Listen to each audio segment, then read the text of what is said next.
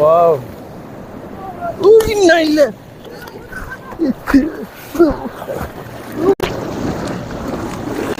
ও আরেক এইমাত্র আমি পড়ে গেছি এই জায়গায়। এই জায়গায় আমি এবার থেকে এবারে পার হওয়ার চেষ্টা করছিলাম।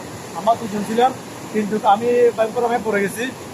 সমুদ্রের পানি বেড়ে যাওয়াতে এই পাশ থেকে এই পাশে পার হতে খুব সমস্যা পড়ে গেছি আমরা।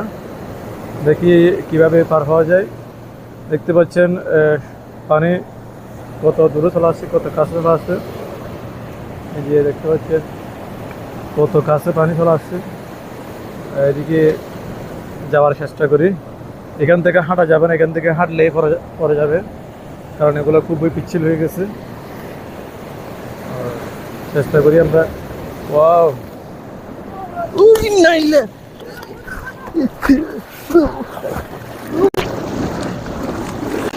ও আরেক এইমাত্র আমি পড়ে গেছি এই জায়গায়।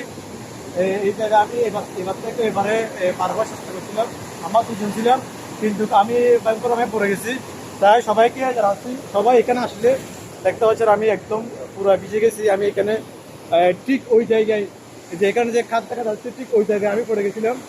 তাই সবাইকে সাবধান করে দিচ্ছি, এখান থেকে এই বাস থেকে এই বাসে পার হওয়ার সময় কোনোদিন আপনারা এখান থেকে যাবেন না। এরকম পানি থাকলে জীবনও যাবেন না, কারণ এগুলো হচ্ছে খুবই পিচ্ছিল। এখান থেকে পানি আসলে কি হয়ে যায়, মানুষ পড়ে যায়।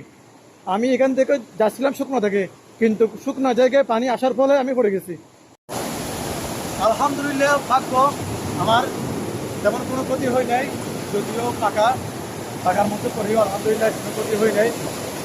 যদিও একটু আশা পেয়েছি, কিন্তু আমি মনে করছিলাম আরও বড় বড় ব্যথা পেতে পারি।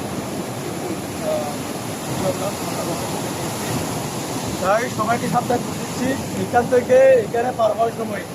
এটা হচ্ছে কালাতলি বিচের দক্ষিণ পাশে, সাইমন দক্ষিণ পাশে এই রাস্তাটা আছে। এটা পার হওয়ার সময় বিশেষ করে দুপুরবেলাতে এখানে যেহেতু পানি বেড়ে যায়, কেউ একটা জায়গায় চলা আছে, তাই এখানে পিচ্ছিল হয়ে যায়।